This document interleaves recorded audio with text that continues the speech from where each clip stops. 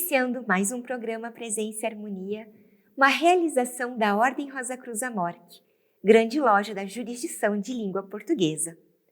Hoje vamos conversar sobre as mulheres que mudaram nossa vida. Quem está conosco é o Frater Ailton do Amaral, que é historiador, professor e pesquisador. Acompanhe. Frater Ailton, muito obrigada por aceitar o nosso convite. Que bom recebê-lo aqui no programa Presença e Harmonia. Bem-vindo. Muito obrigado, é uma grande honra para mim participar desse programa. Eu acompanho esse programa desde o comecinho. Frater Ailton, o que despertou o seu interesse em pesquisar sobre as mulheres? Começou como sempre, né, com uma grande mulher, né? E normalmente para todo mundo a grande mulher, a melhor mulher do mundo é a mãe, né? Tá? Começou com a minha mãe. A minha mãe, ela era estudante de cabala na década de 60, 70, você imagina, tá? Ainda mais até hoje o cabala ainda é um assunto restrito a homens, né? Muito difícil você ver alguém falar assim, mulher estudando cabala, meu Deus! E a minha mãe, ela enfrentou todo esse desafio, todas essas barreiras, né? E eu também comecei a me interessar por cabala, comecei a me interessar por esoterismo, pelo oculto, pelo místico, através da minha mãe, que foi, assim, talvez a maior incentivadora, né, para que eu pertencesse à Amorque. Né, foi ela que foi a primeira pessoa a falar assim, poxa, vai lá, é um excelente início de estudo para você, e foi mesmo, né, e me influenciou até hoje, né. Então, como historiador, né, como buscador da senda, e pensando na minha mãe, né, eu comecei aí a notar essas qualidades dessas grandes mulheres, né, durante aí as minhas pesquisas históricas, né, e místicas, né, e em grandes mulheres que apareceram na história e como a minha mãe fala-se muito pouco, tiveram diversas barreiras e ao mesmo tempo muita gente também pegou os louros da descoberta dessas mulheres. Isso realmente me fez me interessar muito por esse estudo. Quem são as grandes mulheres sobre as quais vamos conversar hoje? Olha, em alguns casos são mães, cidadãs corajosas, né, inteligentes, que passaram por tantas provações, mas não passaram nenhuma coisa assim muito para elas serem mulheres extraordinárias, né? Passaram nas provações para ser pelo menos pessoas que fossem reconhecidas por isso, né? Seguiram suas vidas construindo o que construíram, né? Mulheres aí que enfrentaram muralhas às vezes impenetráveis, mas que conseguiram aí imprimir seu nome na história, né? Embora ainda essa história esteja ainda muito mal contada, agora que nós estamos começando a olhar para trás e falar assim, opa, peraí, quem fez isso aqui foi uma mulher, peraí, isso aqui foi uma mulher. Então, agora que nós estamos começando a ver isso, né, a sentir realmente, a dar esse verdadeiro reconhecimento para as mulheres. Ao longo da história, as mulheres dificilmente foram ouvidas. O Frater acha que este foi um reconhecimento póstumo sobre o que realizaram? Olha, eu digo, infelizmente, é um reconhecimento póstumo, né? Porque deveria ser um reconhecimento mais, digamos assim, mais na hora, né? Podia ser reconhecida na hora, né? Então, realmente, o reconhecimento póstumo, para mim, é uma coisa que soa como infelizmente, né? Como algo que realmente não deveria ser, mas infelizmente as coisas aconteceram dessa forma, né? Sim, é um reconhecimento póstumo, ainda que tardio, né? Podemos então começar pelo Egito Antigo? Qual a importância da rainha faraó Hatshepsut, de Nefertiti e Cleópatra? Hatshepsut é o melhor exemplo. Hatshepsut é o melhor exemplo, porque ela foi um faraó do Egito.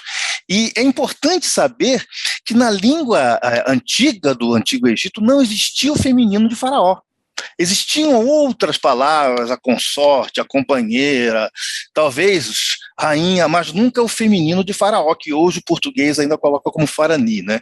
Mas antigamente não existia essa palavra. Então, durante um tempo, né, ela foi como se fosse assim, uma espécie de uma tutora de Tutmés II, e durante muito tempo ela reinou em conjunto com Tutmés, mas muitos historiadores afirmam que não, que ela reinou absoluta, porque Tutmés vivia fora em campanhas, né, vivia em campanhas aí extensas, campanhas de guerra, então ela realmente começou a governar o Egito de fato. E uma coisa muito importante, né, nessa toda essa caracterização, ela se caracterizava como homem. Existiam estátuas dela, né, se portando como homem, né, inclusive utilizando até a barba cerimonial, toda aquela coisa realmente bem masculina para se afirmar como homem, para impor seu poder. Ela fez construções aí dignas de um grande faraó. A gente tem aí como exemplo o templo de Luxor, né, tá? E infelizmente o seu nome aí foi retirado da história pelos seus sucessores, infelizmente. Mas eu diria assim que se o Egito teve um faraó feminino, a gente poderia dizer que foi Hatshepsut. Nefertiti, ela é muito conhecida como aquela mulher bonita, aquela estátua que hoje está lá no Museu de Berlim, né? Mulher bonita, mas o que Nefertiti fez? A gente tem que entender que o período de Akhenaton, né, tá, do esposo dela, foi um período bastante complicado, Akhenaton querendo trazer o culto ao Deus único, e a gente tem aquele clero antigo querendo destruí-lo de qualquer jeito, né? E a própria personalidade do Akhenaton não era uma personalidade de luta, ele era um cara bem tranquilão, e Nefertiti foi aquela mulher que entrou na frente dele, e foi ela quem enfrentou todas essas pressões, ficou tudo realmente na mão de Nefertiti, coisa que as pessoas não entendem. Se Akhenaton teve um reinado, foi graças a Nefertiti. Tá? Agora, Cleópatra é o mesmo caso da mal interpretada, né? Tá? Que Cleópatra namorou todo mundo, que ela saiu com todo mundo, é uma devassa, né? E Cleópatra nada disso, né? A Cleópatra é vista por muitas vezes, né, como uma mulher devassa, quando tudo que ela fez foi pensando no Egito e na perpetuação da dinastia. Simplesmente isso. Ela se utilizou das únicas armas que uma mulher daquela época, né, poderia usar. Uma das armas que ela utilizou foi a sedução, sim, mas ela era uma verdadeira rainha. Foi ela que teve os seus famosos amantes, né, tá? E que os orientou em muitas coisas, tá? Muita gente sabe que a moça foi amante de Júlio César e Marco Antônio, né? A gente sabe disso, tá? Mas o que pouca gente sabe é que ela conhecia profundamente poesia grega, matemática, filosofia, falava 9 línguas. Cleópatra não se deixava intimidar por homem nenhum, e nem pelos homens poderosos que ela rodeava. Ela tomava a frente quando o assunto realmente era negociação com os outros povos. Até negociação em nome de Roma, Cleópatra fez. Então, para mim, Cleópatra talvez tenha sido um dos melhores exemplos aí de mulheres. O Frater também estudou sobre personagens bíblicas. Pode nos falar sobre o impacto de Ruth, de Sara e de Esther em nossas vidas? A Ruth, por exemplo, né, Ruth e Sara tiveram grande influência, principalmente no judaísmo. Muita influência, né? A Bíblia fala, né, a Ruth, por exemplo, uma princesa, né, que vivia na pobreza, lutando pelas suas crenças e no que acreditava, né? A história de Ruth, ela é bastante assim conhecida pelos cristãos, né? Sobretudo com a parceria dela com uma outra mulher, que é Noemi, que foi a sogra de Ruth, né? Ela se casou com Boaz, e que resultou no incrível fato de uma gentia, de uma não judia, ter se tornado uma ancestral do rei Davi. Né? E principalmente, né, ela foi aí mencionada na própria genealogia de Moisés, do Messias, no próprio Jesus Cristo. Né? E Sara, né, uma mulher, veja bem, gente, uma mulher disposta a dar ao seu marido para uma outra mulher para gerar um filho. Né? Que mulher faria isso hoje? Não é isso? Abrir mão do seu direito de esposa para dar uma continuidade para o marido e não para ela. Quer dizer, existe mais coragem, existe mais desprendimento do que isso. Falando ainda sobre as mulheres associadas à religiosidade, qual o legado da Madre Teresa de Calcutá? É outro legado, né? A Madre Teresa de Calcutá, a gente poderia dizer que o legado de Madre Teresa a gente pode ligar com a religiosidade, né? Mas ela era uma pessoa que se dedicou a cuidar dos pobres, a cuidar dos desvalidos, abriu mão de tudo, né? Ela se chamava Agnes Gonça Boyakshu, né? Ela nasceu na Macedônia, ela nem é indiana, ela era, né, de uma família albanesa. Ela foi para a Índia em 1931, fez um noviciado, né, no Colégio das Irmãs de Calcutá, e ela resolveu, a partir desse momento, mudar a história da vida. Qual é o homem, qual é o homem que abre mão de tudo na vida, de tudo, para se dedicar? A gente pode contar um ou outro, pode até contar na história, mas a Madre Teresa ela é um exemplo de diversas mulheres que fizeram esse tipo não só a própria Madre Teresa, mas diversas mulheres abriram mão de tudo, tá? E criou uma ordem que os únicos bens de cada irmã era simplesmente a roupa, que não tivessem absolutamente nada. Então, ela criou essa ordem, né, e ela fez uma atividade que até hoje ela é reconhecida, né? Qualquer pessoa que se fala assim, você quer ser a Madre Teresa de Calcutá? Quando se fala em termos de bondade, ela é um grande exemplo, né? Então, aquela coisa do desprendimento. Existiram homens que fizeram esse tal desprendimento? Sim, mas essa característica de desprendimento, ela é extremamente feminina. Tá? As mulheres têm mais facilidade de se desprender disso do que o homem. Então, a Madre Teresa, para mim, foi um exemplo não só da Madre Teresa, mas das mulheres como um todo. E sobre as mulheres místicas, aquelas que dedicaram a vida ao misticismo e esoterismo, quem foram elas? Nossa, aí tem um monte, né?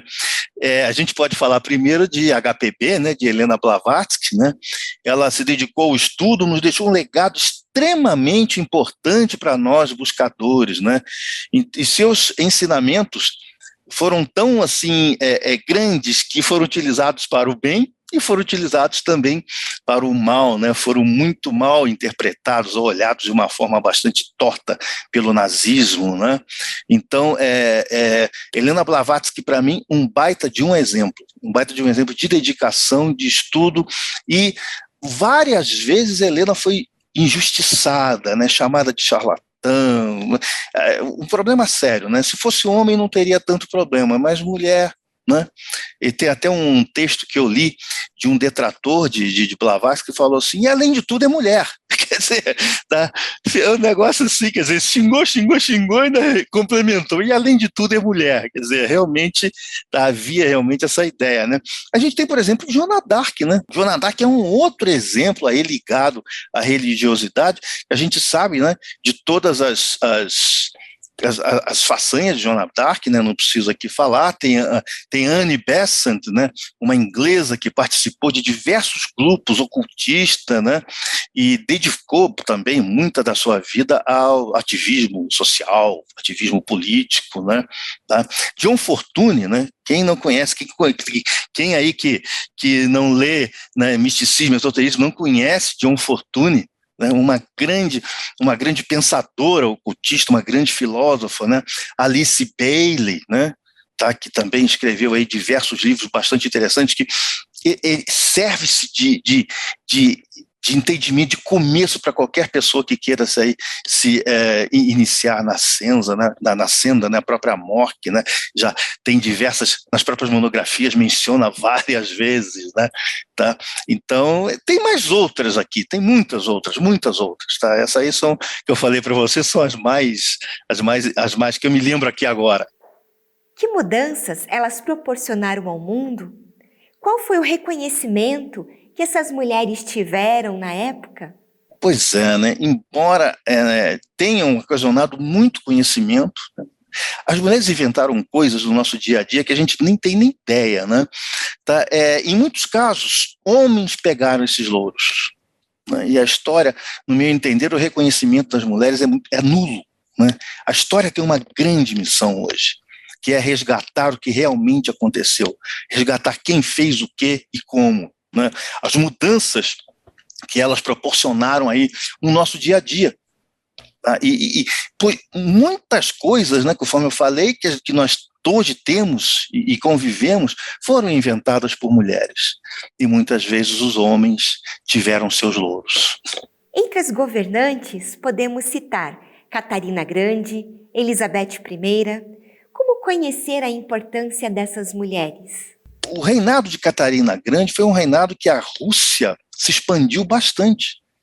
E a fama que a gente tem de Catarina Grande hoje é uma devassa, que teve vários amantes, mas a obra, o que ela realmente fez durante o reinado dela, se a Rússia é o que é, tem um tamanho que tem, pode dar também muita graças a Catarina Grande, que conseguiu manter o seu reinado a duras penas pelo fato de ser mulher. Enfrentou diversos inimigos, tá? E a fama dela, não, ela teve vários amantes, quer dizer, né? Essas coisas é que realmente a gente fica meio complicado. E Elizabeth foi outra também, né? Elizabeth talvez, eu só consigo fazer um par com Elizabeth I com a Elizabeth II, porque a Elizabeth I, a Inglaterra se tornou a grande potência que é hoje, né, durante o seu reinado.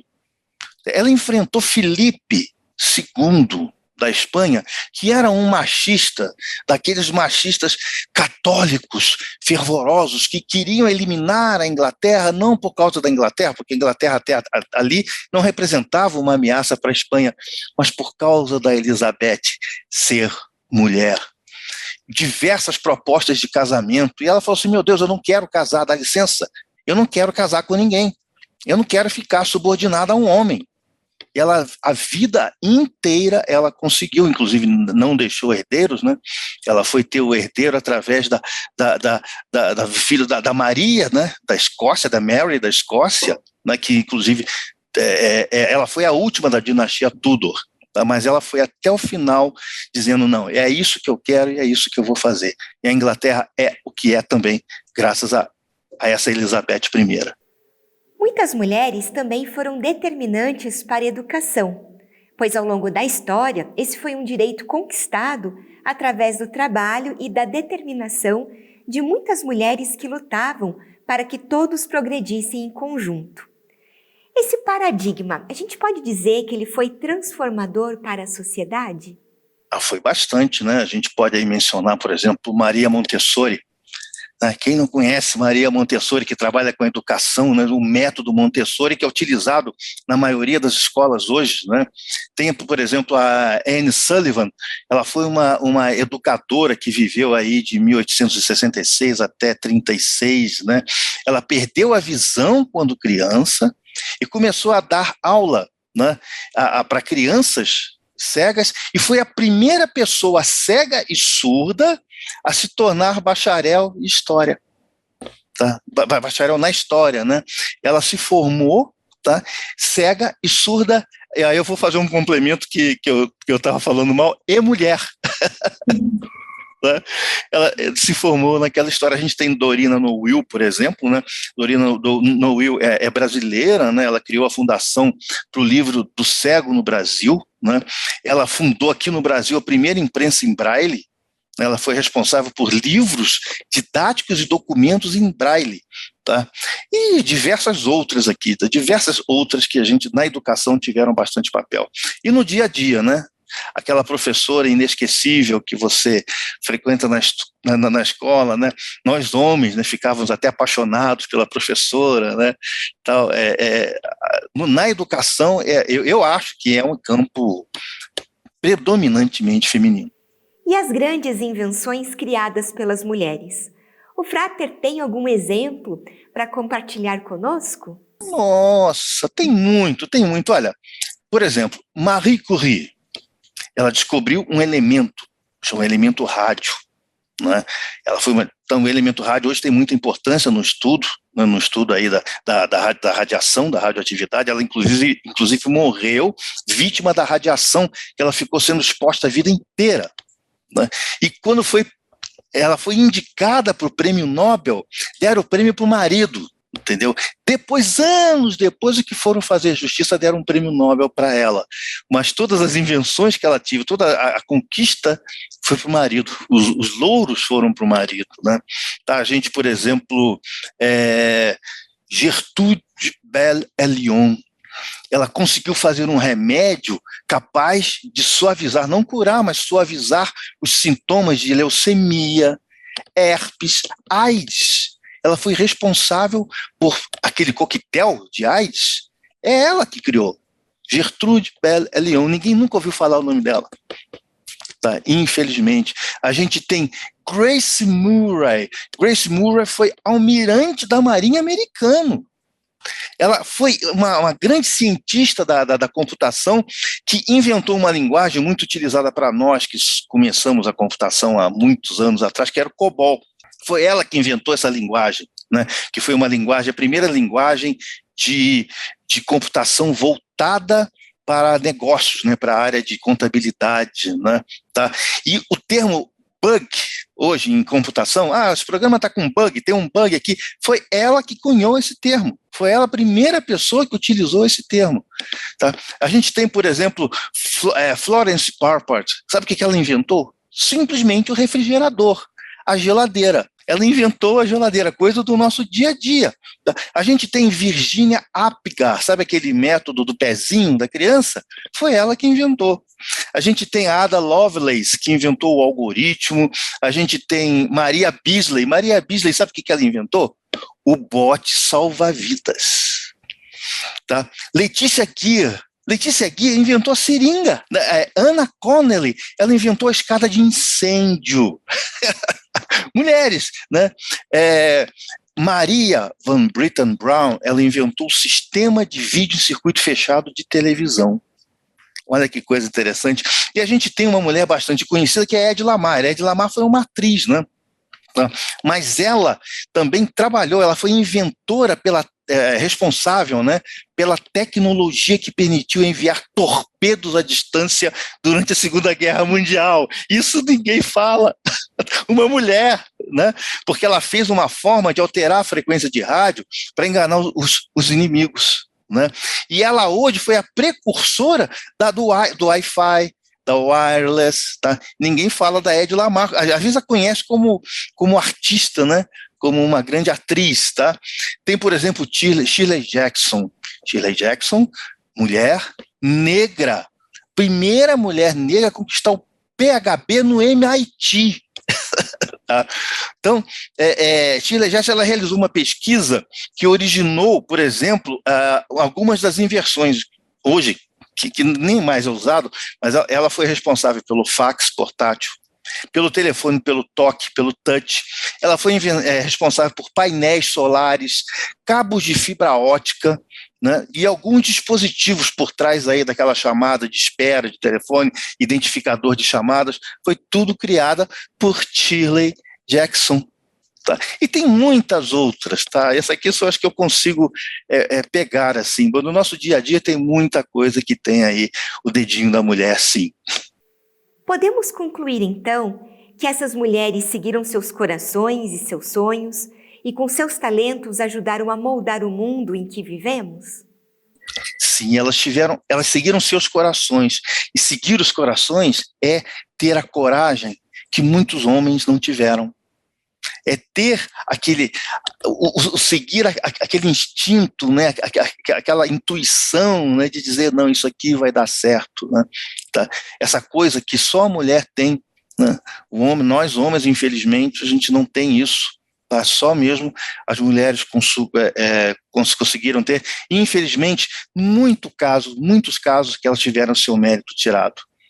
Na realidade, o que eu acho é que os movimentos, eles são originados de uma conscientização. O que eu acho? Eu acho o seguinte, o ser humano evolui, né? Existe uma evolução, por exemplo, a escravidão. A escravidão, ela caiu por si só. Ela não precisou de movimento. Ela caiu, porque o ser humano foi evoluindo e foi vendo que aquilo realmente não fazia sentido, você escravizar um semelhante seu. Né? E a mesma coisa que as mulheres, né? Eu acho que essa conscientização, esses movimentos, né, são, na realidade, derivados desta conscientização.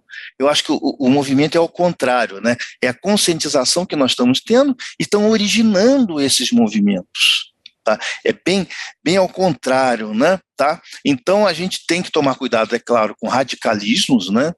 Tá, radicalismos, com coisas realmente indo, né, do preto do branco, né, não tem tom de cinza, mas eu acho que daqui para frente, eu acho que já está acontecendo essa melhora, né? Você vai nas empresas, as próprias propagandas de televisão, né, que você vê, né, já está havendo uma conscientização, uma mudança, né? Isso, né? Se Deus quiser, vai continuar, né? Vai ter uma grande continuidade aí, tá? E nós vamos sim ter um mundo aí, né, que a gente vai ter sabendo que ninguém é melhor do que ninguém, todo mundo é igual a todo mundo, independente de sexo, raça, cor, nascimento, né? Eu sou bastante otimista quanto a isso. Com certeza. E qual é o diferencial entre as grandes mulheres que mudaram as nossas vidas no passado para as grandes mulheres que hoje lutam por outras transformações? Não há um diferencial, porque a luta, né, a luta, a vontade de lutar é a mesma, né? Hoje, nesse mundo de hoje, é claro que não vai ter tanta dificuldade como elas tiveram hoje, mas eu acredito que a luta, o não desistir do direito continua hoje e vai continuar, né, até realmente isso desaparecer por inteiro, né? Eu acho que está havendo uma mudança, né? Mas essa mudança ainda não é uma mudança 100%, falta muito, tá? Mas eu acho que nós estamos no caminho certo. Estamos aí seguindo o caminho certo, a história mesmo está contando, a própria NASA, né, ela está fazendo aí diversas pesquisas, diversas mudanças, já estão colocando o nome nos centros de pesquisa de grandes cientistas que a NASA teve, né, colocando o nome, por exemplo, em sondas espaciais, já das grandes mulheres, das grandes cientistas. Isso já está ocorrendo, esse movimento está ocorrendo. Isso é muito bom e nos dá assim uma esperança muito grande, né? Frater Ailton, agradeço muito a sua participação conosco hoje. Obrigado por ter atendido ao nosso convite. Estou muito honrado com isso, tá? Estou muito feliz em participar desse programa, né? Que realmente, conforme eu falei, né? Eu vejo esse programa já desde o iniciozinho, sempre admirei e até hoje, né? Quando eu tenho oportunidade de falar, eu sempre indico, né? Eu sempre indico a ordem como o início, o meio e o fim de qualquer um que queira seguir a senda.